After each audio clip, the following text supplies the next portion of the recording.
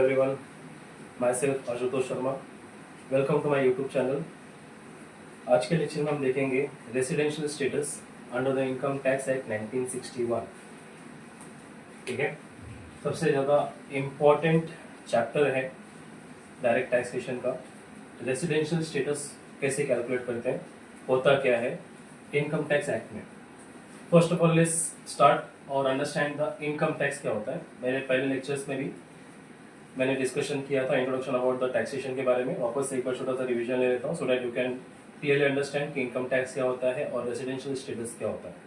ठीक है, पहले लेक्चर्स का लिंक्स मैं आपको डिस्क्रिप्शन में दे दूंगा, you can check. So income tax होता क्या है। इनकम टैक्स हम जो चीजें अर्न करते हैं, कमाते हैं, ठीक है, अर्न करते हैं या अर्न किए हैं या अर्न कर रहे हैं, कमा रहे हैं इंडिया में, उसी को बोलते हैं इनकम। उस इनकम पे लगने वाले टैक्स को, ठीक है, उसको बोलते हैं इनकम टैक्स। टैक्स जो कि हम गवर्नमेंट को पे करते हैं, छोटा सा कंट्रीब्यूशन जिससे आप सब डेवलपमेंट देखने को मिलता है, जो हमारा इकोनॉमिक ग्रोथ हो रहा है, ठीक है, जिसकी वजह से उसको हम लोग गवर्नमेंट को पे करते हैं। जाहिर सी बात है, अगर हम गवर्नमेंट के रिसोर्सेज को यूज़ करेंगे, जैसे कि इंडियन के रिसोर्सेज को यूज़ करेंगे, हम जहाँ भी रहते हैं आसपास के परिसर को यूज़ करते हैं, जिन चीज़ों से हम कमा रहे हैं और जहाँ से भी हम कमा रहे हैं, उसका कुछ हिस्सा हमें किसको पे करना पड़ता है, गवर्नमेंट को पे करना पड़ता है as a form of tax. ये जो इनकम टैक्स है इसको हम लोग डायरेक्ट टैक्स बोलते हैं। डायरेक्ट टैक्स, डायरेक्ट टैक्स का मतलब होता है the burden of tax can not be shifted from one person to another person. The burden of tax cannot be shifted from one person to another। जहां पे जो tax एक person से दूसरे पर्सन पे शिफ्ट ना हो करके डायरेक्टली किसको पे कर रहे हैं, हम लोग गवर्नमेंट को पे कर रहे हैं, उसी को बोलते हैं डायरेक्ट टैक्स। इसका मतलब अगर हम कुछ कमा रहे हैं और कमाने पे हम डायरेक्टली टैक्स भर रहे हैं गवर्नमेंट को, तो ऐसे टैक्स को हम लोग बोलेंगे direct tax. The burden of tax can not be shifted from one person to another person. अगर हम इसको इनडायरेक्टली देखें तो सिर्फ ये स्टेटमेंट चेंज होएगा, कैन नॉट बी की जगह पे हो जाएगा can be shifted from one person to another person. इसका मतलब जहां पे मैन्युफैक्चरर से, होलसेलर से, रिटेलर से, कंज्यूमर तक आता है। मतलब मैन्युफैक्चरर अपना टैक्स कैसे वसूल करेगा, होलसेलर से, होलसेलर अपना टैक्स कैसे वसूल करेगा, रिटेलर से, रिटेलर अपना टैक्स कैसे वसूल करेगा, कंज्यूमर से या कस्टमर से। ठीक है, तो जहां पे टैक्स एक बंदे की जगह दूसरे बंदे को, दूसरे बंदे की जगह तीसरे बंदे को, then final to the government, उसी को हम लोग बोलते हैं इनडायरेक्ट टैक्स। क्लियर है? सो आई होप आपको समझ में आ गया रहेगा डायरेक्ट टैक्स क्या होता है, इनडायरेक्ट टैक्स क्या होता है। हमारा जो इनकम टैक्स है वो हमारा डायरेक्ट टैक्स के अंदर आता है, जहां पे हमें खुद अपना टैक्स किसको भरना पड़ता है, गवर्नमेंट को भरना पड़ता है। हमारा टैक्स कोई और नहीं भरेगा। ठीक है, सो रेसिडेंशियल स्टेटस और इनकम टैक्स में क्या फर्क है। रेसिडेंशियल स्टेटस, हम जो टैक्स भर रहे हैं ये टैक्स हमें कब और क्यों भरना है और कैसे भरना है। अगर हम टैक्स इनकम कमा रहे, सॉरी, अगर हम इनकम कमा रहे हैं, ठीक है, if you are earning the income, तो क्या हमें टैक्स भरना जरूरी है, यस और नो। अगर हम इनकम कमा रहे हैं तो हमें टैक्स भरना जरूरी है। आप लोग बोलोगे यस भरना जरूरी है, कुछ लोग बोलेंगे नहीं टैक्स भरना जरूरी नहीं है। ऐसा नहीं है, ठीक है, नहीं भरोगे तो फिर आपके घर पे आईटी आ जाएगी, आपका पूरा घर भी सब सीज हो जाएगा, फिर आप कुछ कमा नहीं पाओगे, ऊपर से जेल में चले जाओगे। ठीक है, अगर आप ज्यादा औकात से ज्यादा कमा रहे हो तो, ठीक है, चिल्लर कमा रहे हो तो कोई पूछने नहीं आएगा आपको, इनकम टैक्स ऑफिसर वाला आपके घर पे कभी नहीं आएंगे। अगर आप चिल्लर जैसा पैसा कमा रहे हो, 1 लाख 2 लाख 3 लाख 5 6 लाख 7 लाख, तो आपके घर पे उतना आए इनकम टैक्स वाले नहीं आएंगे। लेकिन सडनली अगर आप हैसियत से ज्यादा कमा रहे हो और आपने गवर्नमेंट को रिकॉर्ड नहीं दिया या फिर टैक्स नहीं भरा, तो यस ऑफकोर्स आपका पूरा का पूरा इनकम जब्त भी हो जाएगा, प्लस आपका पेनल्टी वगैरह सब चार्ज हो जाएगा और आप जेल में पड़ोगे, तो आप वहाँ पे कुछ इनकम नहीं कमा सकते। ठीक है, तो इनकम टैक्स ये हो गया हमारा इनकम टैक्स कि यस अगर हम इनकम कमा रहे हैं और हमारा इनकम वो टैक्स स्लैब में आ रहा है एज पर द गवर्नमेंट, जो फाइनेंशियल ईयर के फरवरी में डिसाइड करती है बजट में। ठीक है, बजट में डिसाइड करती है कि इतने परसेंट और इतने अमाउंट का इनकम के बेस पे आपका इतना परसेंट टैक्स लगेगा। तो अगर आपका इनकम उस स्लैब में आ रहा है, टैक्स स्लैब में आ रहा है, yes you are eligible to pay the income tax, और भरना चाहिए। ठीक है, इसमें आपका बेनिफिट होता है, घूम फिर के कुछ आपको डेवलपमेंट देखने को मिलते हैं। ऐसा नहीं कि गवर्नमेंट सिर्फ टैक्स ही मारती रहती है, गवर्नमेंट आपको कुछ डिडक्शंस भी देती है कि आप अगर इन्वेस्टमेंट कर रहे हो तो उसका छूट ले लो। ठीक है, आपको कुछ लिमिटेशंस का डिडक्शंस दे देती है। तो जब हम आगे सीखेंगे आगे के लेक्चर में, then will discuss about the what types of deductions given by the government under the income tax act. ठीक है, मेरा बोलने का मतलब क्या है कि अगर हम इनकम कमा रहे हैं तो टैक्स किस बेसिस पे भरे, कमाए हुए इनकम के बेसिस पे भरे, किसको किसको भरना पड़ेगा, ऑल द इंडिविजुअल्स या ऑल द सिटीजन्स? हम जो भी हैं ऑल सिटीजन्स, क्या सभी के सभी एलिजिबल हैं टैक्स भरने के लिए? जैसे कि मैं, आप, ठीक है, या जो भी हमारे आसपास है लोग हैं, ठीक है, छोटे बच्चे बड़े बच्चे, ऐसा कुछ है जिसको हम लोग सब ऑल सिटीजन बोलते हैं, सिटीजन ऑफ इंडिया। तो क्या सभी के सभी लायबल हैं? No, all citizens of India is not liable to pay the tax, not eligible, not liable. So who is liable? Who is liable? जो जिसका इनकम टैक्स स्लैब में आ जाता है वही पर्सन लायबल होता है। सभी के सभी लायबल नहीं होते, सभी के सभी इंडिया में टैक्स भरने के लिए लायबल नहीं होते। सपोज आपका इनकम अगर कम है, आप अगर 1 लाख कमा रहे हो, 50,000 कमा रहे हो पूरे साल भर में, तो आप टैक्स भरने के लिए लायबल नहीं है। ठीक है, आप सिटीजन हो लेकिन आप टैक्स भरने के लिए लायबल नहीं हो। तो टैक्स की जो लायबिलिटीज है हम किस बेसिस पे डिसाइड करते हैं? हम डिसाइड करते हैं सिटीजनशिप में, और ये सिटीजनशिप को हम लोग बोलते हैं रेसिडेंट। ठीक है, कितना पैसा कमा रहा है, क्या कमा रहा है, कौन है, कैसा है, फलाना ढिमकाना, ऐसा फर्क नहीं पड़ता। फर्क कैसे पड़ता है कि अगर वो बंदा रेसिडेंट है इंडिया का तो ही उसके बेस पे उसका इनकम टैक्स चार्ज होता है, उसके बेस पे। ठीक है, अब जो बंदा टैक्स भरता है उसको हम लोग बोलते हैं पर्सन। ठीक है, जो बंदा टैक्स भरता है उसको हम लोग बोलते हैं पर्सन। उसका दूसरा नाम होता है असेसी, ASSEEE, असेसी। देखो, पर्सन के 7 कैटेगरी होते हैं। मैंने फर्स्ट लेक्चर में आपको बताया था पर्सन के 7 कैटेगरी होते हैं कि पर्सन में कौन कौन आते हैं। ठीक है, this is 7 category in the person. जैसे कि फर्स्ट हो गया हमारा इंडिविजुअल,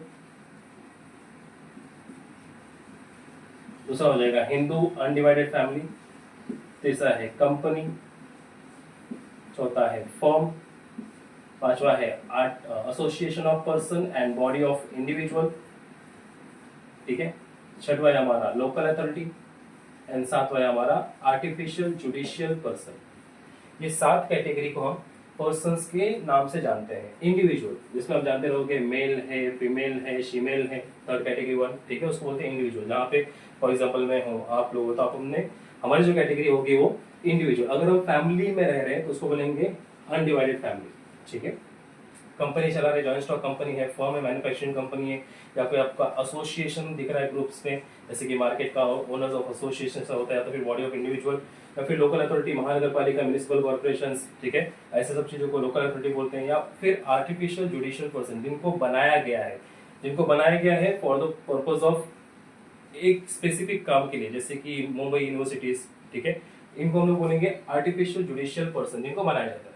तो ऐसे लोग क्या करते हैं, टैक्स भरते हैं, इनको हम लोग बोलते हैं पर्सन। ठीक है, अगर हम इंडिविजुअल का नाम लें तो भी पर्सन की कैटेगरी में आएगा, अनडिवाइडेड फैमिली का कोई मेंबर है तो भी पर्सन में आएगा। मतलब इन सब कैटेगरीज में कोई भी अगर रहेगा तो उसको पर्सन की कैटेगरी बोलेंगे। जो पर्सन लाइबल है टैक्स भरने के लिए, उसी को हम लोग क्या बोलते हैं, असेसी बोलते हैं। Assessee, ASSEEE, assessee. ठीक है, every person is not liable. याद रखो, हर कोई इंडिया में कोई पर्सन लाइबल नहीं है। क्यों? क्योंकि उसका इनकम टैक्स ही नहीं है।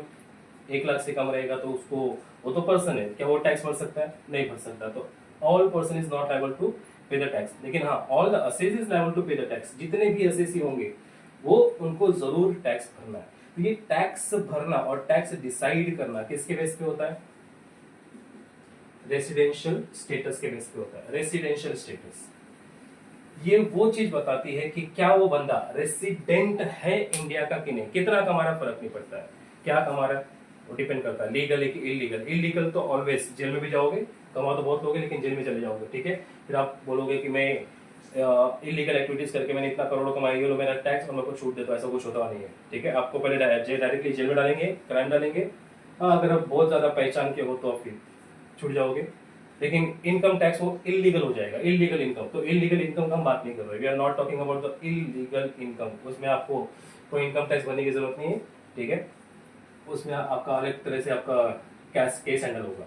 We are talking the legal income, जहाँ पे हम लीगली तरीके से कमा रहे हैं। लीगली तरीके से कमा रहे हैं मतलब क्या, as for the last lecture, जहाँ से हम कमा रहे हैं सैलरी के बेस पे, ठीक है। घर को भाड़े पे चढ़ा के, that is means house property. तीसरा कैपिटल गेन करके, घर के असेट्स, या फिर हम कुछ गोल्ड वगैरह बेच रहे हैं, खरीद रहे हैं, बेच रहे हैं, या फिर फ्लैट खरीद रहे हैं, बेच रहे हैं, जमीन खरीद रहे हैं, बेच रहे हैं। Short term long term capital gain, short term capital gain, long term capital gain, ऐसा कुछ करके कुछ कमा रहे हैं।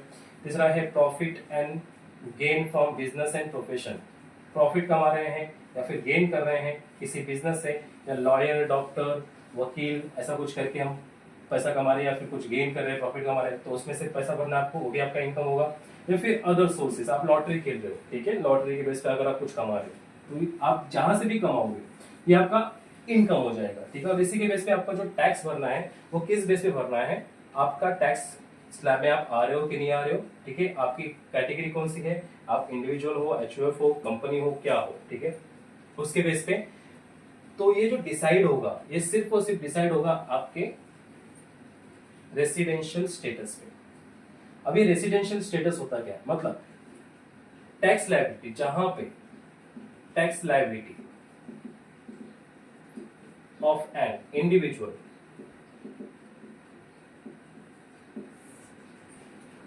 tax liability of an individual depends upon his or her residential status or citizenship।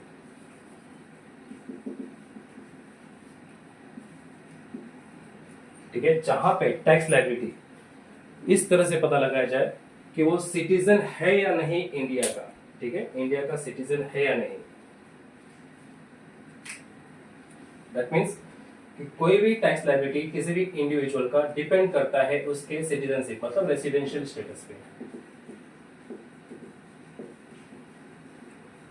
कि वो टैक्स भरेगा इंडिया में कि नहीं भरेगा इंडिया में, ठीक है।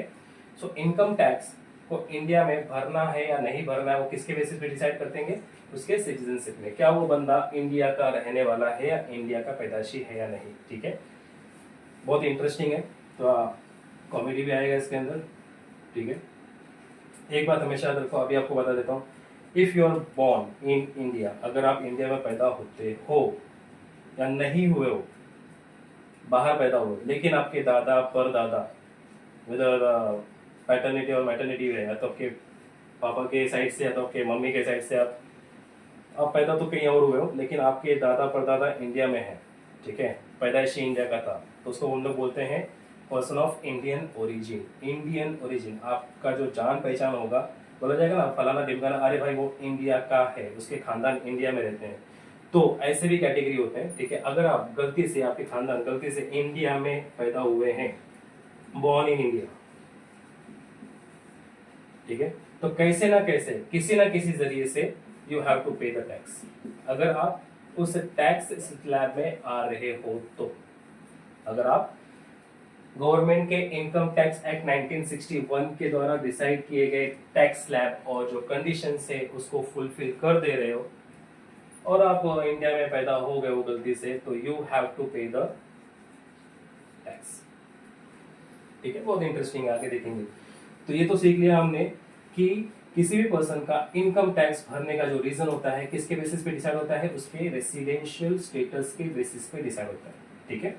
हम बात करेंगे एन इंडिविजुअल, हर एक की कैटेगरी थोड़ी अलग होती है, ठीक है। हम लोग बात करेंगे सिर्फ इंडिविजुअल, मतलब पर्सन, हम तुम, जहां पे मेल फीमेल का बात होता है वो, क्लियर है।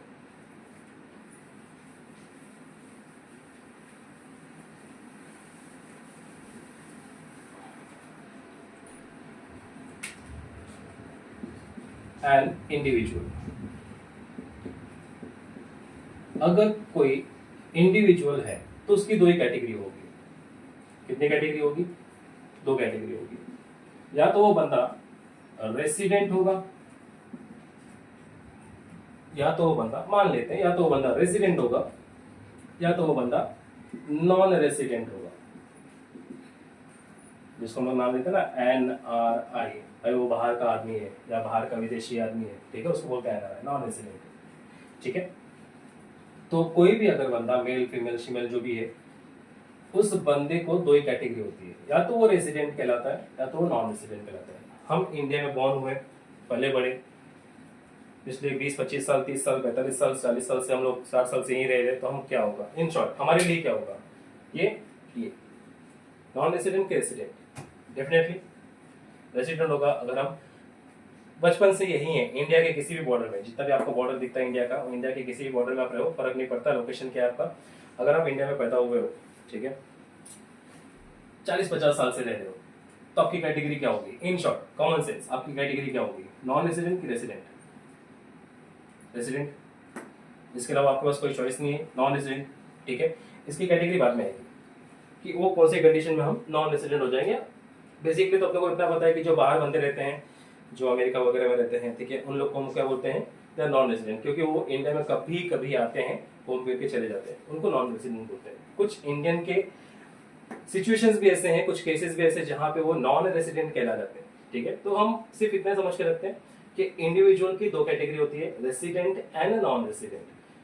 अगर कैसे पता चले कि वो नॉन रेसिडेंट है? कैसे पता चले कि वो नॉन रेसिडेंट है?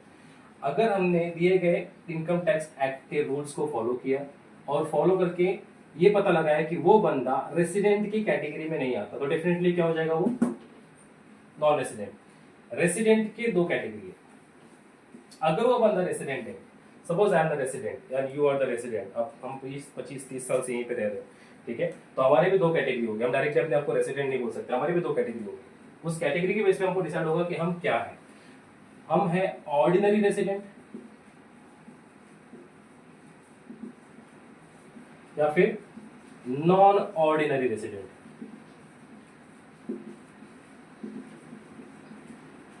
मतलब ROR शॉर्ट में, ठीक है, RNOR, resident and not ordinary resident. ये हो गया ROR, ordinary resident, ordinary but not ordinary resident, resident but non ordinary resident, और ये हो गया हमारा NR। 3 कैटेगरी होती है। रेसिडेंट की 2 कैटेगरी, ROR, RNOR और NR, नॉन रेसिडेंट की कैटेगरी, ठीक है। तो ये जो है, हम इसमें कौन सी कैटेगरी में आते हैं? ऑर्डिनरी रेसिडेंट में आते हैं कि नॉन ऑर्डिनरी रेसिडेंट में आते हैं? अगर आपको सिंपल से बोलोगे 30 साल से इंडिया में रह रहा हूँ, सिंपल सी बात, हमारा ऑर्डिनरी नॉन ऑर्डिनरी हट जाएगा, फिर हम सामान्य नागरिक हो जाएंगे। दैट मीन्स ऑर्डिनरी रेसिडेंट, सामान्य नागरिक। हम 30 साल, 40 साल, 50 साल, 60 साल से इंडिया में मर रहे, कमा रहे, खा रहे, टैक्स भर रहे, वही सब कर रहे, ठीक है। हमने कभी बाहर की दुनिया नहीं देखी, कभी गए नहीं, और गए तो 3-4 दिन के अंदर, 5-6 दिन के अंदर वापस आ गए। मरना भी इधर ही, जीना भी इधर ही है, तो हम कौन से कैटेगरी कहलाएंगे? ऑर्डिनरी रेसिडेंट, ठीक है। कुछ कंडीशंस ऐसे होते हैं जहां पे आप रेसिडेंट तो हो, आप काम करने जा रहे हो, सपोज आपके घर के मेंबर्स कुछ चले गए काम करने के लिए, सपोज कोई कनाडा में गया, कोई अमेरिका में जाके काम कर रहा है, कोई जापान, कोई चाइना, कोई क्या अपना USA, सॉरी अपना दुबई, अबू धाबी, ऐसे जगह पे जाके काम करने के लिए गया है, ठीक है। कोई छोड़ के गया है इंडिया को काम करने के लिए, तो ऐसे कोई कैटेगरीज में उसके प्रीवियस डेज को, मतलब पिछले डेज को कैलकुलेट करना पड़ता है कि ये देखने के लिए वो तो रेसिडेंट है, ठीक है, तो ये देखने के लिए क्या वो ऑर्डिनरी रेसिडेंट है। अगर वो ऑर्डिनरी रेसिडेंट नहीं है तो क्या हो जाएगा? वो resident and non ordinary. Resident तो है लेकिन वो ऑर्डिनरी नहीं है, मतलब वो काम करने के लिए बाहर चला गया या कमाने के लिए बाहर चला गया या किसी कारणवश वो बाहर चला गया। या तो फिर ऐसा हो सकता है कि जो बंदा इंडियन ओरिजिन का था, जिसके पैदाइशी, उसकी खुद के पैदाइशी, या तो फिर उसके दादा या उसके परदादा की जो पैदाइशी वो इंडिया में है, और वो बंदा बाहर से विजिट करने आ रहा है इंडिया में, या घूमने फिरने आ रहा है या काम करने के लिए आ रहा है, ठीक है, वॉट एवर द काइंड, तो भी उसका वो रेसिडेंट ही होगा। लेकिन वो कौन सा रेसिडेंट होगा? ऑर्डिनरी रेसिडेंट होगा कि नॉन ऑर्डिनरी रेसिडेंट होगा, ठीक है। इन दोनों कैटेगरी में से देखेंगे। सो ऑर्डिनरी रेसिडेंट मतलब क्या? सामान्य, जिसको कोई ये नहीं है, कोई बेनिफिट, मतलब आप डायरेक्टली इसको बोल सकते हो कि यस वो ऑर्डिनरी रेसिडेंट है। नॉन ऑर्डिनरी रेसिडेंट को पहचानने का कुछ रूल्स हैं, ठीक है। अगर आपने रेसिडेंट, सबसे पहला अगर रेसिडेंट्स के स्टेटस को आपने देख लिया अच्छे से, तो आपको ये पता चल जाएगा कि भाई वो रेसिडेंट है। अगर रेसिडेंट है तो डेफिनेटली वो क्या नहीं होगा, नॉन रेसिडेंट नहीं होगा। अगर पहले ही कंडीशंस रेसिडेंट नहीं निकला और डायरेक्टली आ गया कि वो भाई नॉन रेसिडेंट है, ठीक है, फर्स्ट कंडीशन जो हम पढ़ेंगे वो ये देखेंगे कि क्या वो बंदा रेसिडेंट है या नहीं। अगर यस वो रेसिडेंट है तो नीचे का स्टेटस, अगर वो रेसिडेंट है तो क्या वो ऑर्डिनरी रेसिडेंट है या नॉन ऑर्डिनरी रेसिडेंट है। अगर यस आया तो, नो आया तो सीधा नॉन रेसिडेंट। कि पहले बेसिक कंडीशन में वो बंदा रेसिडेंट नहीं है तो क्या हो गया फिर, नॉन रेसिडेंट। यहां पे कब जाएंगे, वहां पे कब जाएंगे। अगर रेसिडेंशियल स्टेटस में कंडीशंस में फर्स्ट जो भी कंडीशन हमारे पास है वो कंडीशन सेटिस्फाइड हो जाता है, फुलफिल हो जाता है, अगर वो रेसिडेंट बन जाता है तो वो कौन सा रेसिडेंट कहलाएगा, ऑर्डिनरी रेसिडेंट या नॉन ऑर्डिनरी रेसिडेंट, इसको चेक करना पड़ता है, ठीक है। अगर पहले ही कंडीशंस में जो भी हम कंडीशन फाइंड करेंगे उसमें डायरेक्टली हमको पता चल जाता है कि वो बंदा रेसिडेंट है ही नहीं, तो सीधा क्या हो जाएगा, नॉन रेसिडेंट। उसके आगे कोई कैलकुलेशन नहीं, कोई बात ही नहीं, कोई डिस्कशन ही नहीं, कोई डिबेट ही नहीं, कि वो डायरेक्टली क्या हो जाएगा, नॉन रेसिडेंट, खत्म बात। Clear, okay. So I hope आपको इतना छोटा सा बेसिक समझा रहेगा कि इंडिविजुअल की रेसिडेंशियल स्टेटस कैसे चेक करते हैं। एक इंडिविजुअल की दो कैटेगरी होती है, या तो वो रेसिडेंट होता है या तो वो नॉन रेसिडेंट होता है। अगर वो रेसिडेंट है, उसके कंडीशन के हिसाब से पता चला वो रेसिडेंट है, then we go for the ordinary resident है कि नॉन ऑर्डिनरी रेसिडेंट है, मतलब हमेशा से इधर ही रह रहा है कि कभी आते जाता रहता है, ठीक है। अगर वो सेटिस्फाइड ही नहीं किया है रेसिडेंट को, डायरेक्टली क्या हो गया, नॉन रेसिडेंट। क्लियर है। इसके लिए हम लोग रूल्स देखेंगे, रूल्स को पहले स्पेसिफाई करेंगे, हम लोग सिस्टमैटिकली जाएंगे कि रेसिडेंशियल कैसे चेक करते हैं, और रेसिडेंशियल निकला तो फिर ऑर्डिनरी कैसे चेक करते हैं, ठीक है।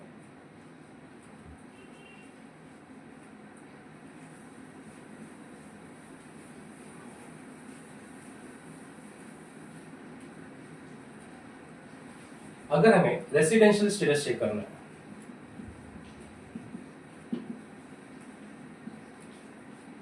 रेसिडेंशियल स्टेटस चेक करना है, तो हमें देखना पड़ेगा सेक्शन 6 सबसेक्शन 1 के basic condition.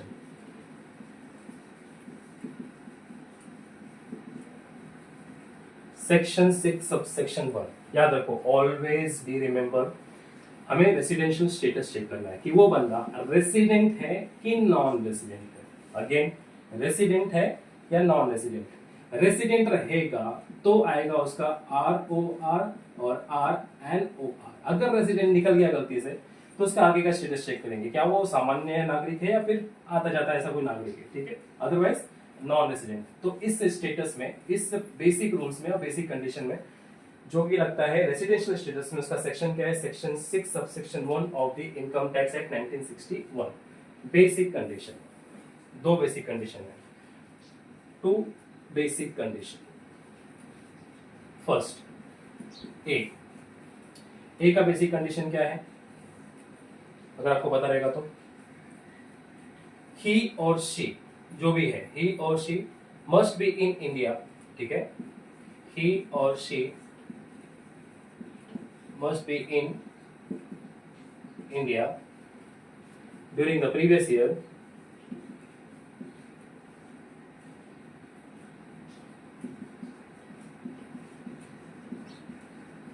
(182 days or more).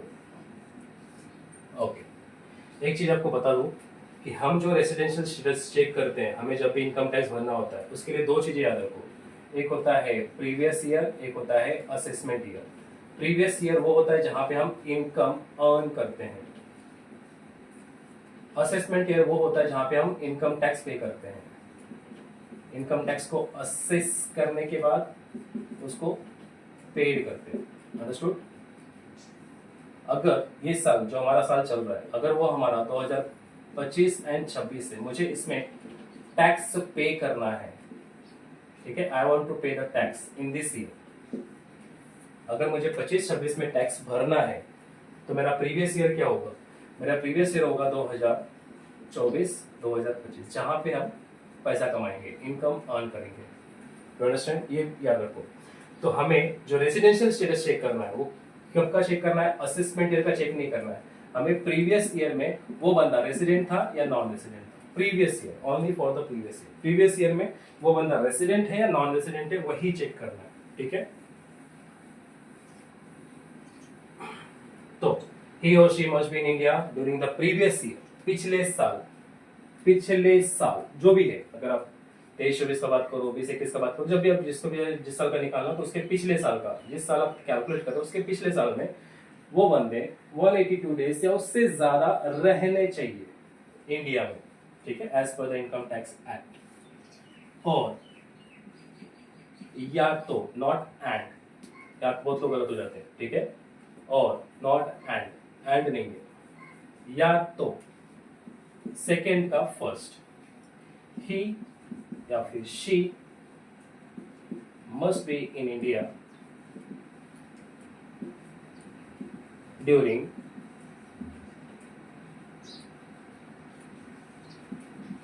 Previous year 60 days और मोर। ये क्या रूल है, कोई बात नहीं, दूसरा आगे देख लेते हैं।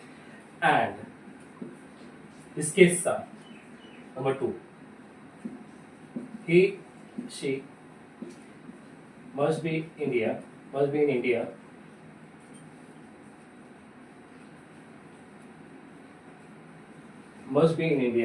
during 4 immediately preceding previous year 365 days और मोर।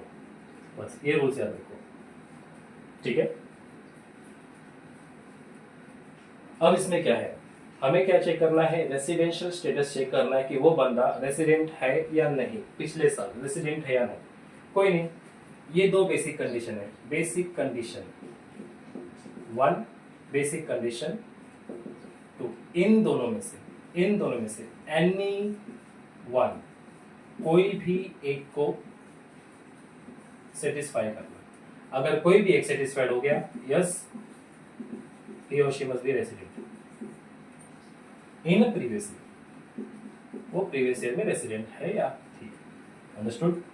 इन दोनों में से कोई भी एक कंडीशन, अगेन ए और बी में कंडीशंस में कोई भी एक कंडीशन को सेटिस्फाई करना, या तो 182 डेज और मोर पूरा दिखा दो, पिछले साल वो हाँ वो था, या तो फिर अगर आप ये दिखा रहे हो सेकेंड कंडीशन, तो सेटिंग कंडीशन में 2 और उसके सब कंडीशंस है, या तो पिछले साल 60 दिन है कि नहीं वो चेक करना है। अगर 60 दिन से ज्यादा निकल गया, मान लो अगर पता चले किसी का 90 डेज है, तो 90 डेज ऊपर देखा तो नहीं है भाई, 90 डेज तो नहीं, लेकिन नीचे तो है 90 डेज, मतलब 60 डेज से ज्यादा है ना 90 डेज।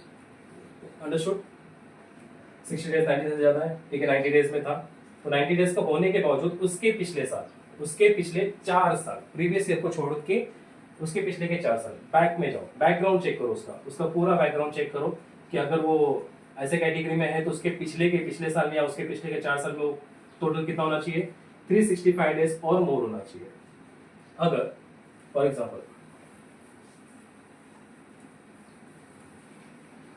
अगर वो पिछले साल, हम मान के चलते कि हमारा 2024-25, ठीक है, ये है हमारा प्रीवियस ईयर, क्लियर है, ये प्रीवियस ईयर में कितना दिन, 60 दिन, ये वाला कंडीशन लेते हैं। प्रीवियस ईयर में कितना दिन, 60 दिन, या तो 182 डेज, ठीक है, 182 डेज या तो 60 दिन। इसको छोड़ के इसके नीचे 2023, 24, 22, 23, 21, 22 और 20, 21, 22, 23, 24, ये हो गया प्रीवियस ईयर, ये हो गया preceding previous year, previous year के इमीडिएटली प्रीसीडिंग के 4 पीरियड्स, उसके पिछले 4 साल में 365 डेज और मोर है कि नहीं, वो चेक करो कि वो बंदा आ रहा है जा रहा है कि क्या कर रहा है। उसके पिछले साल में हमने देखा कि पिछले साल 90 डेज रहा, ठीक है, तो उसके पिछले साल का बैकग्राउंड चेक करो, उसके पिछले साल में वो कंटिन्यू 4 साल में उसके प्रीसीडिंग प्रीवियस ईयर में, इमीडिएटली प्रीसीडिंग प्रीवियस इसलिए बोला जाता है, immediately preceding the previous year, previous year के तुरंत पिछले 4 साल में वो 365 दिन रहा है कि नहीं रहा है वो चेक करो। अगर है, यस, रेसिडेंट। यू अंडरस्टैंड क्या रूल्स है रेसिडेंशियल स्टेटस चेक करने का? पहला बेसिक कंडीशन क्या है? या तो पहला बेसिक कंडीशन फॉलो करो या तो फिर सेकंड बेसिक कंडीशन को फुलफिल करो। पहला बेसिक कंडीशन फुलफिल नहीं होता है तो सेकंड कंडीशंस के दोनों कंडीशंस को फुलफिल करना पड़ेगा। या फुलफिल हो रहा है कि नहीं चेक करना पड़ेगा। यस, अगर आपका कंडीशन 1 सेटिस्फाइड है, जरूरी नहीं है सेकंड कंडीशन पे चेक करने का, मगजमारी करने की जरूरत नहीं है। पहला कंडीशन आपका सेटिस्फाइड हो रहा है, 183 डेज आ रहा है, हो गया ना, क्या के लिए टाइम पास करना है?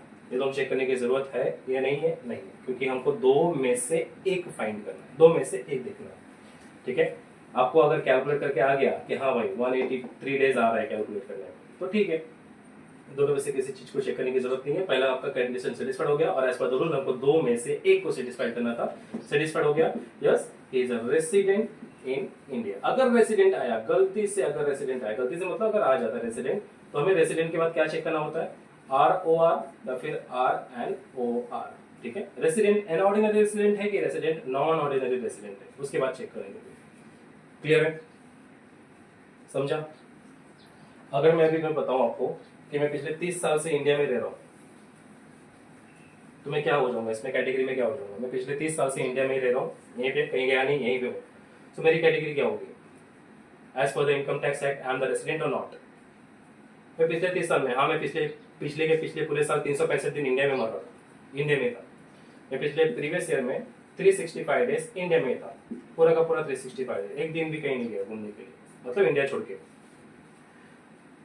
ऑब्वियसली ये तो देखना ही नहीं है, क्या चाहिए 182 सर आप हो ना, 182 डेज आ गया ना, खत्म हो गया, यू आर रेसिडेंट। अच्छा रेसिडेंट है तो ऑर्डिनरी रेसिडेंट के लिए क्या होगा फिर? उसके लिए क्या चेक करेंगे? उसके लिए भी कंडीशंस है, वो आगे देखेंगे। इतना तो समझ में आ गया, इस कंडीशन में समझ में आ गया कि अगर दोनों में से एक कंडीशन सेटिस्फाइड हो रहा है, यस वी आर रेसिडेंट। और रेसिडेंट होने के बाद हमें वो चेक करना है कि ऑर्डिनरी रेसिडेंट है कि नॉन ऑर्डिनरी रेसिडेंट है। ये हो गया 4 साल। क्लियर है? Again residential status section 6 subsection 1 का दो बेसिक कंडीशन होता है। एक होता है फर्स्ट कंडीशन जहां पे 182 डेज पिछले साल, प्रीवियस ईयर 182 डेज और मोर रहना है, और उसके जगह पे पिछले साल प्रीवियस ईयर 60 डेज और मोर रहना, एंड उसके साथ प्रीवियस ईयर के इमीडिएटली प्रीसीडिंग 4 प्रीवियस ईयर में 365 डेज होने चाहिए। तो ये दोनों सेटिस्फाइड होना चाहिए, तो पहला वाला सेटिस्फाइड होना चाहिए, then the person is resident. अगर नो निकला, ये भी नहीं है और ये दोनों भी नहीं है, नो निकला, डायरेक्टली क्या हो जाएगा? नॉन रेसिडेंट विशेष संपला। आगे ऑर्डिनरी रेसिडेंट चेक नहीं होगा और नॉन ऑर्डिनरी रेसिडेंट भी चेक नहीं होगा। अगर डायरेक्टली आ गया नो, पहला वाला भी सेटिस्फाइड नहीं है, सेकंड के दोनों भी कंडीशन सेटिस्फाइड नहीं है, डायरेक्टली स्टेटमेंट आ जाएगा हमारा नॉन रेसिडेंट, और नॉन रेसिडेंट आगे चेक ही नहीं होता। ठीक है, उसके बाद खत्म हो गया। ठीक है, तो ये पता चल गया अपने को रेसिडेंशियल स्टेटस सेक्शन 6 सबसेक्शन 1 का। अब चेक करते हैं हम लोग एडिशनल क्या हो, इफ एडिशनल स्टेटस क्या होगा।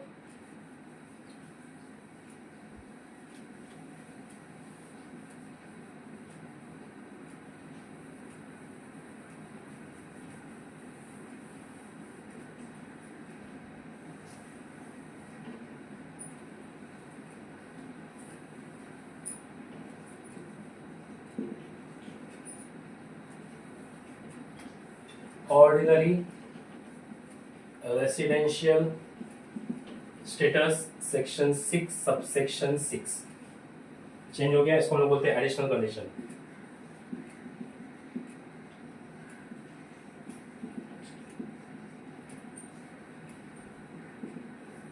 ठीक है, ऑर्डिनरी रेसिडेंशियल स्टेटस या नॉन ऑर्डिनरी, हम लोग दोनों में नाम दे देंगे, ऑर्डिनरी या फिर नॉन ऑर्डिनरी। नॉन है या ऑर्डिनरी है, उसके रेसिडेंशियल स्टेटस को चेक करने के लिए सेक्शन है 6 सबसेक्शन 6। इसमें भी कितने कंडीशन है? दो कंडीशन है, कंडीशन ए और कंडीशन बी। ठीक है, कंडीशन ए क्या बोलता है? he or she must be in India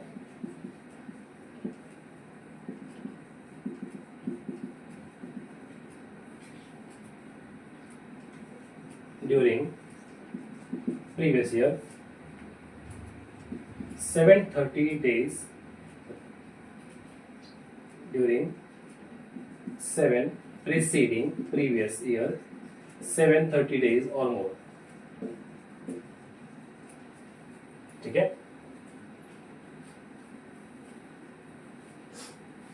He or she must be in India during 7 PPY preceding previous year. previous year को छोड़ के उसके पिछले 7 साल. ये था. इसको कंटिन्यू करते हैं. ठीक है. प्रीवियस ईयर तो 24-25 हो गया क्योंकि हमारा असेसमेंट ईयर है 2025 और 26 जहाँ पे हम टैक्स भरने वाले कैलकुलेट करने वाले हैं. ये हो गया हमारा असेसमेंट ईयर. तो उसका प्रीवियस हो जाएगा 24-25. इसको छोड़ के 7 साल. 4 साल तो पहले का रूल था. उसका 7 साल और पीछे आ जाओ. 3 साल और पीछे आ जाओ. ठीक है.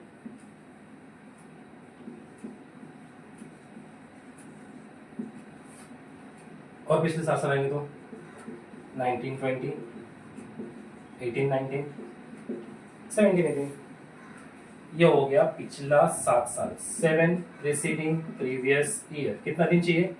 730 डेज प्लस. ठीक है. 730 डेज प्लस होना चाहिए पिछले 7 साल.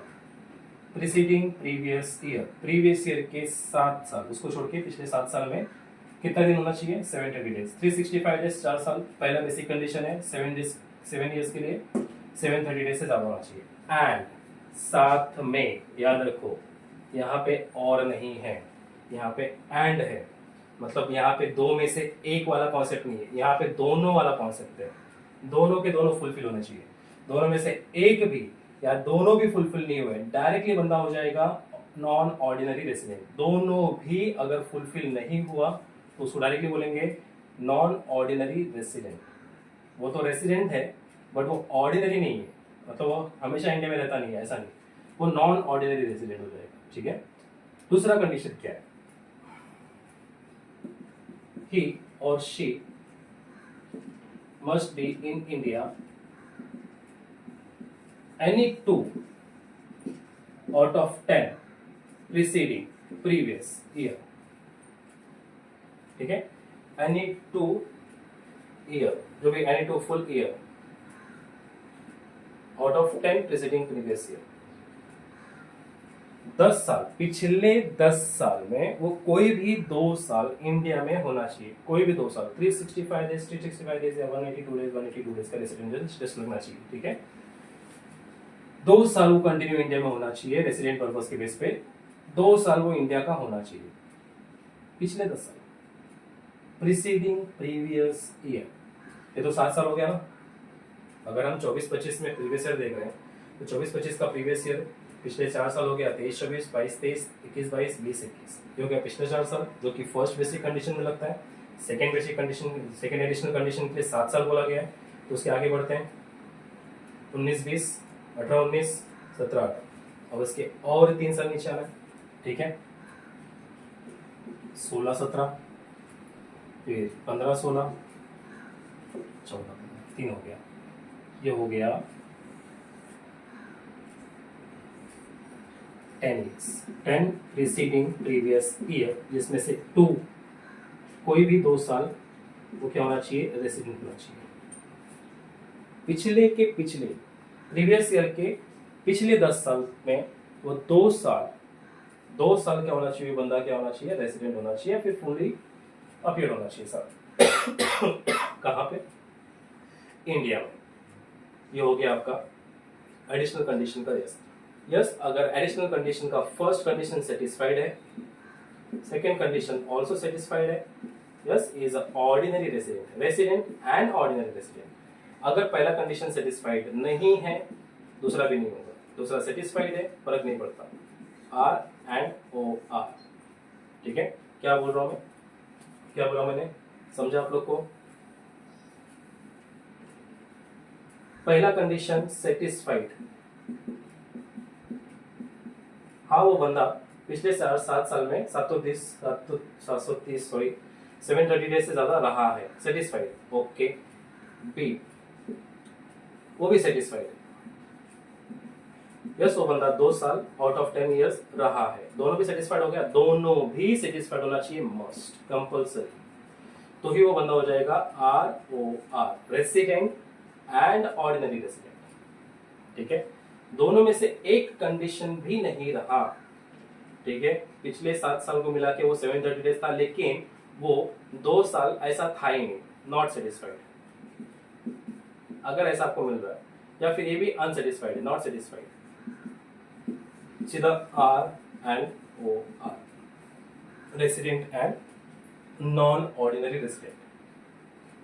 Have you understand? समझा आपको ये चीजें?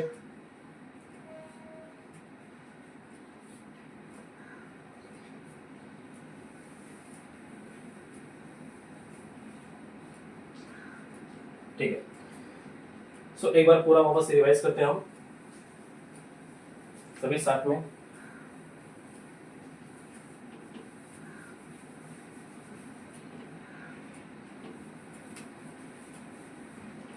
अगर हमें रेसिडेंशियल स्टेटस चेक करना है, रेसिडेंशियल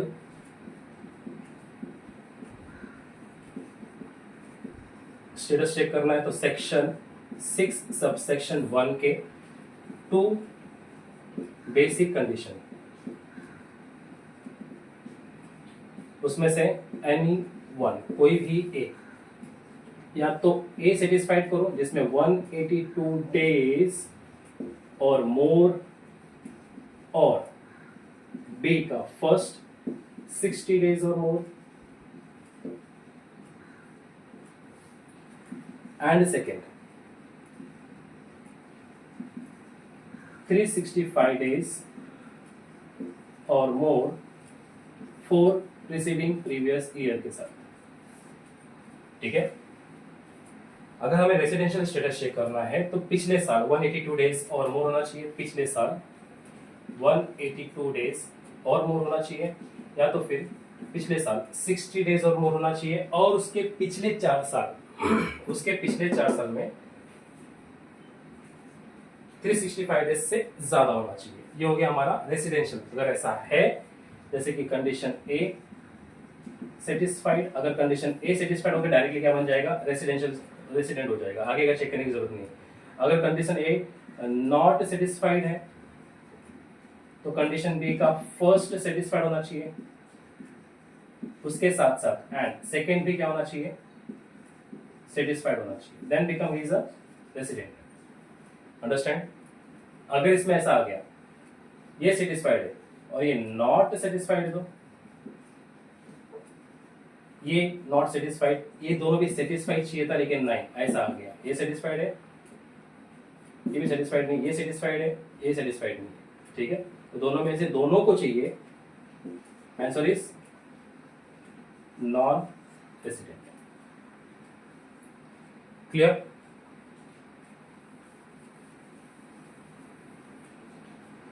ठीक है, अगर रेसिडेंट हो गया तो उसका additional condition,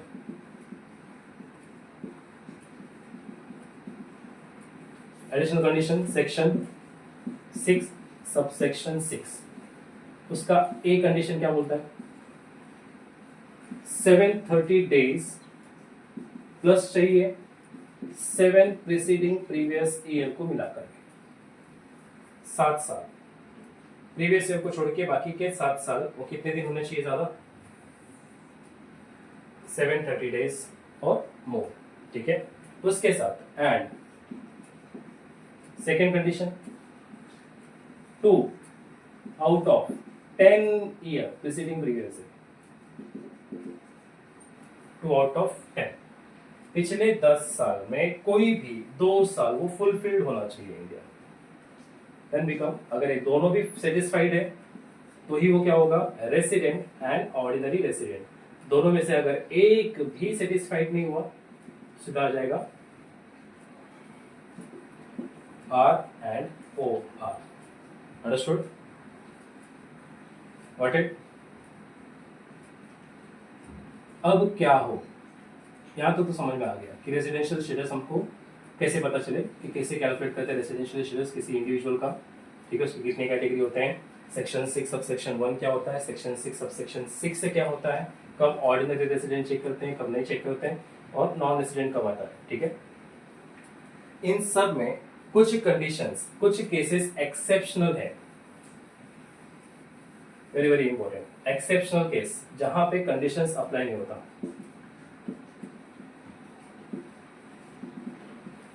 very very important, exceptional case, very very important. क्या होता है ये एक्सेप्शनल केस?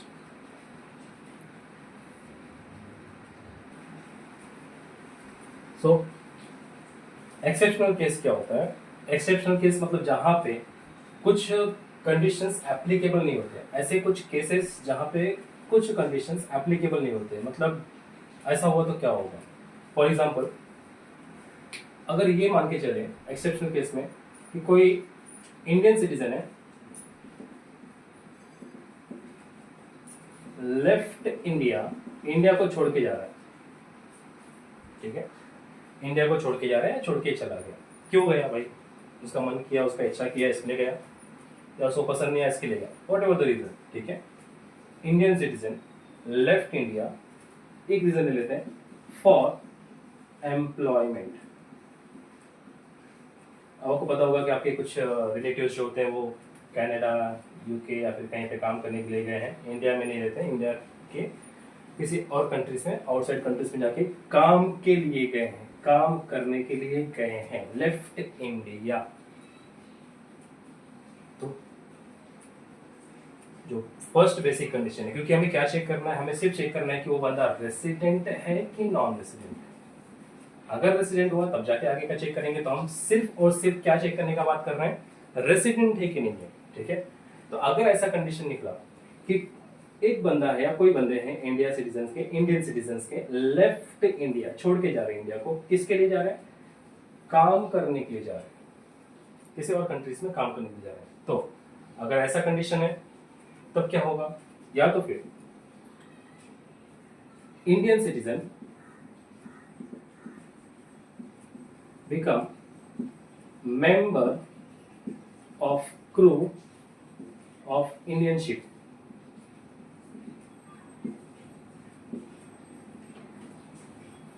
या कोई इंडिया का बंदा क्रू मेंबर बन गया है, जो शिप होते हैं, जो जहाज होते हैं, पानी वाले जहाज होते हैं, ठीक है, उन पानी वाले जहाज का मेंबर बन गया, क्रू मेंबर बन गया, ठीक है।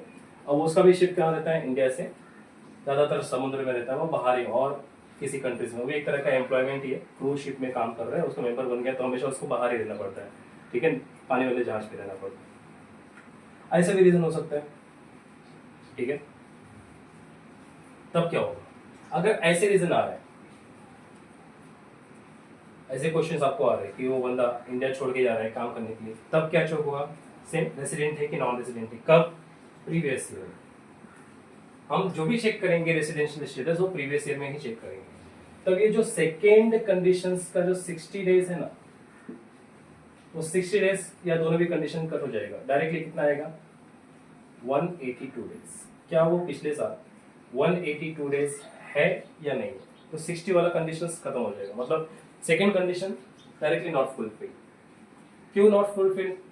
ठीक है, हमको सिर्फ प्रीवियस ईयर का चेक करना है कि 182 डेज है कि नहीं है, उसका four preceding previous year cancel हो जाएगा, मतलब वो सब चेक नहीं होगा। सीधा सीधा 60 डेज की जगह पे हम सीधा कैलकुलेट कितना करेंगे, क्या वो पिछले साल 182 डेज है या नहीं, बस इतना ही, ठीक है। एम्प्लॉयमेंट, लेफ्ट छोड़ के गया इंडिया को काम करने के लिए, कितने साल से उधर ही रह रहा है, तो इतना चेक करेंगे पिछले साल में 182 डेज है या नहीं है, तो रेसिडेंट, नहीं है नॉन रेसिडेंट। अंडरस्टैंड? और एक है person of Indian origin. Person of Indian origin. Indian origin मतलब क्या? मैंने आपको क्या बताया, इंडियन ओरिजिन का मतलब क्या होता है? हम या फिर आप या जो बंदा है वो या उसके पापा या उसके पापा के पापा, ठीक है, फादर या ग्रैंडफादर, वो बंदे इंडिया से बिलोंग करते हैं, वो बंदा आउटसाइड में है, ठीक है, लेकिन उसके जो पैदाइशी जो खून की जड़ें हैं, जहाँ पे उसका बॉर्न हुआ है, जहाँ से उसकी जड़ें स्टार्ट हुई है, ठीक है, खानदान स्टार्ट हुआ है, वो इंडिया के बिलोंग करते हैं। वो बंदा अभी भले से नॉन रेजिडेंट मतलब किसी और कंट्री का रेसिडेंट है, वहाँ का उसका रेसिडेंशियल आ रहा है, लेकिन उसकी जो मेन जड़ें हैं वो कहाँ से जुड़ी हुई है, इंडिया से जुड़ी हुई है। उसी को बोलते हैं हम लोग क्या, इंडियन ओरिजिन। ठीक है, अगर कोई ऐसा बंदा है बाहर से इंडिया में आ रहा है, come to visit in India, ठीक है, अगर वो बाहर से इंडिया में आ रहा है सॉरी, बाहर से वो इंडिया में आ रहा है, तो एक चीज याद रखो, उसका total income other than foreign income, ठीक है, not more than 15 lakhs।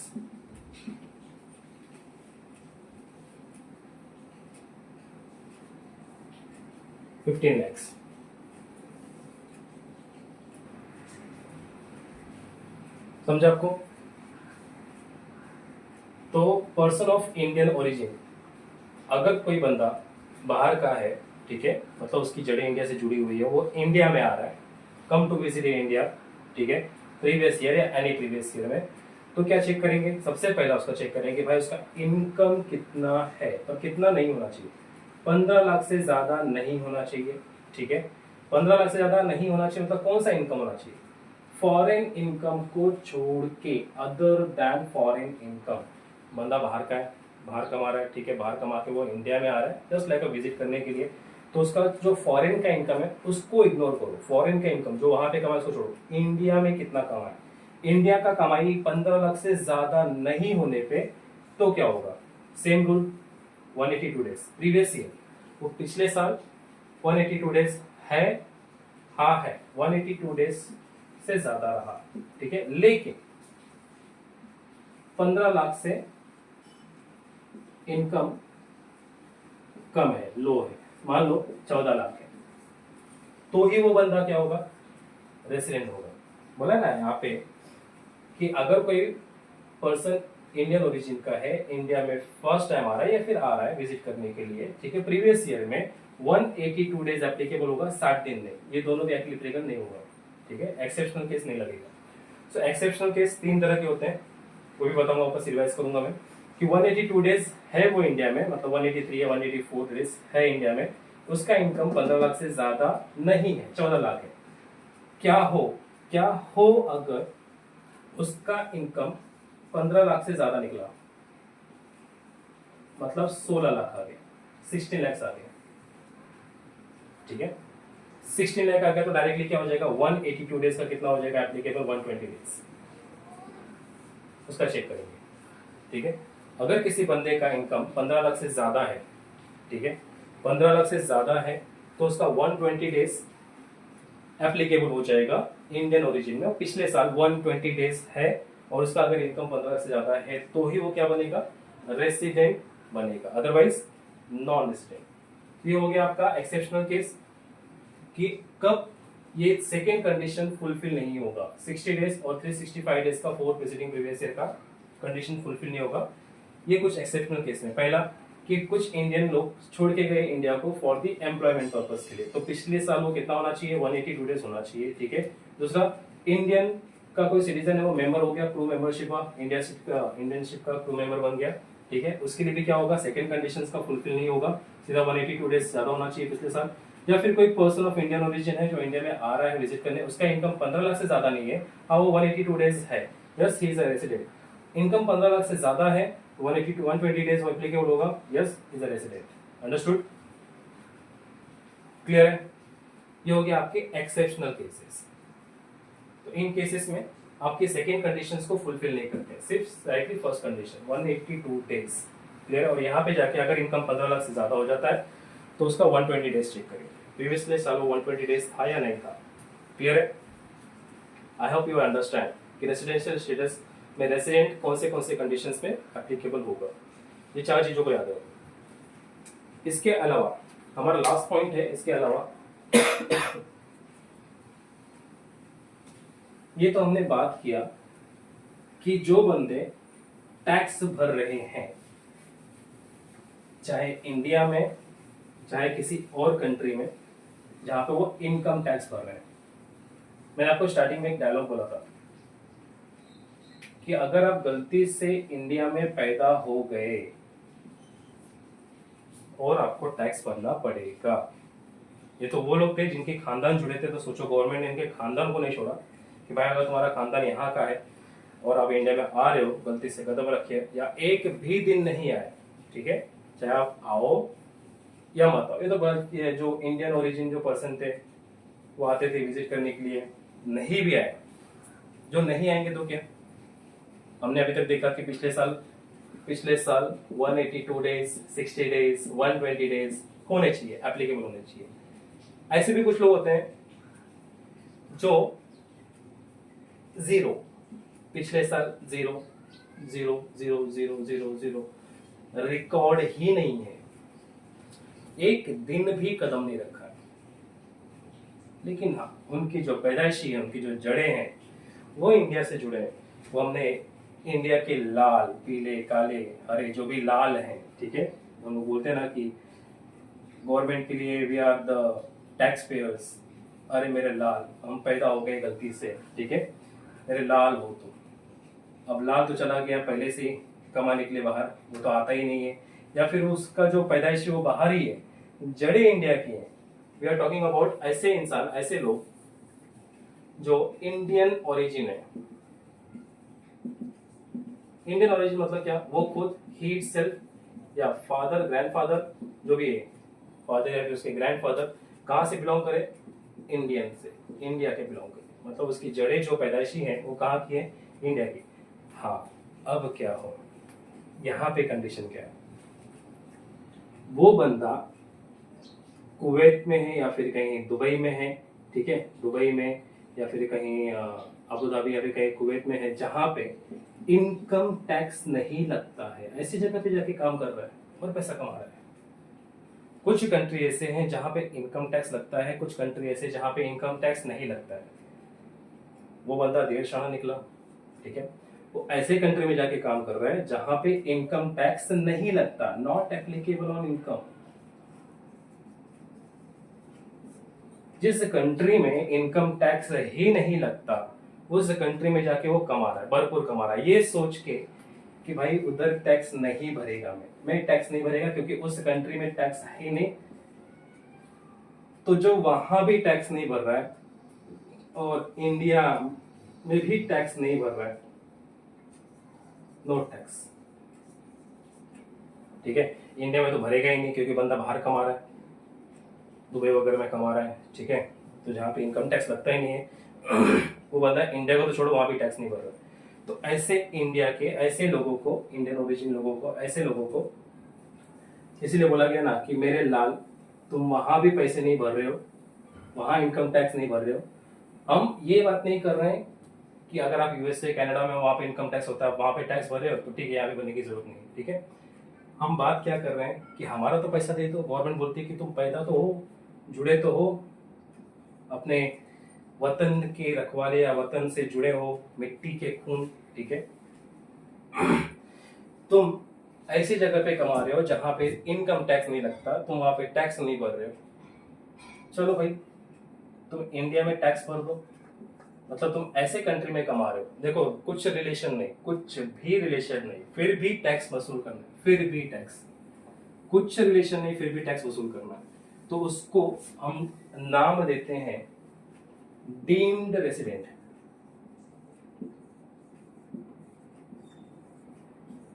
Section 6 subsection 1A। मान लेते हैं कि वो बंदा रेसिडेंट है इंडिया का, मान लेना, डीम्ड मतलब मान लेना। तो अगर कोई भी डीम्ड रेसिडेंट है तो डेफिनेटली वो सीधा हो जाएगा RNOR। जब हमने उसको मान ही लिया है, रेसिडेंट है, तो ठीक है, वो सामान्य नागरिक तो है नहीं, वो बाहर जाके कमा रहा, अपना एंजॉय कर रहा, जो भी है, ठीक है, तो सामान्य नागरिक तो है नहीं, तो कौन सा नागरिक हो जाएगा, नॉट ऑर्डिनरी रेसिडेंट। ये कौन लोग होते हैं, जिनकी जड़ें इंडिया में पैदाइशी होती है, जिनकी जड़ें इंडिया से जुड़ी हैं, लेकिन वो ऐसे किसी कंट्री में काम कर रहे हैं जहां पे इनकम टैक्स ही नहीं लग रहा है, वहां पे कमा रहे, भरपूर कमा रहे, बहुत कमा रहे, बहुत कमा रहे, अगर उनका इनकम मोर देन 15 lakhs है, कोई डेज वगैरह कैलकुलेट नहीं करना है, पिछले साल तुम आओ मत आओ फर्क नहीं पड़ता, एक दिन भी कदम मत रखो, आगे घूम के चले जाओ या फिर आओ ही मत, ऊपर ऊपर से चले जाओ, ठीक है। अगर आपका इनकम 15 लाख से ज्यादा है, you have to pay the tax. तो आपको मान लिया जाएगा आप कौन हो, you are the deemed resident of India, क्योंकि आपकी जड़ें जो है वो इंडिया से जुड़ी हुई है, ठीक है। That is called the last important most important part, कि अगर डीम्ड रेसिडेंट है तो क्या होता है, वो एक दिन भी प्रीवियस ईयर कदम ना रखे, आए ना, अगर उसका इनकम 15 लाख से ज्यादा है, कमा रहा है, ऐसे कंट्री में कमा रहा है जहां पे इनकम टैक्स नहीं लगता हो, तो उसी कंट्रीज में जहां भी वो काम कर रहा है उसको मान लिया जाएगा कि भाई तू हमारा आदमी है, चल टैक्स दे, उधर तो दे ही नहीं रहा है तो कम से कम इधर ही तो दे दे। तो ऐसे पर्सन से भी इंडिया क्या करता है, गवर्नमेंट ऑफ इंडिया टैक्स वसूल करता है, ठीक है।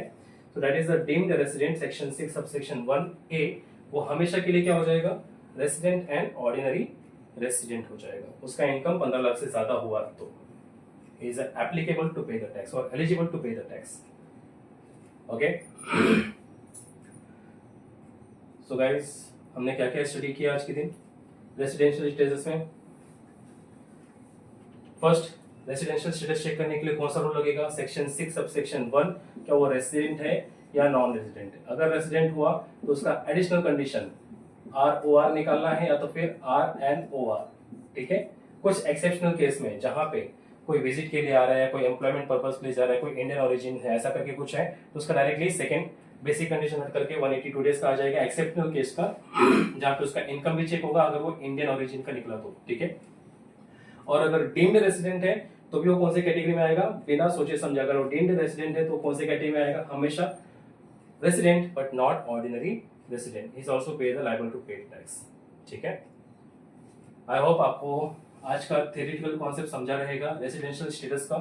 इन द नेक्स्ट लेक्चर मैं आप लोग को इसका प्रैक्टिकल सम लेकर आऊंगा, कुछ 10-12 या 10-12 क्वेश्चन हम लोग प्रैक्टिकल करेंगे, जितना हो सकता है हमारे पर्टिकुलर टाइम पीरियड में उतना क्वेश्चन हम प्रैक्टिकल को कवर करने की कोशिश करेंगे, so that you can easily understand कि हमारे जो बेसिक रूल्स थे उसके हिसाब से हम कैसे फाइंड करें कि वो बंदा रेसिडेंट है या नॉन रेसिडेंट है, अगर रेसिडेंट हुआ तो ऑर्डिनरी रेसिडेंट होगा या नॉट ऑर्डिनरी रेसिडेंट होगा।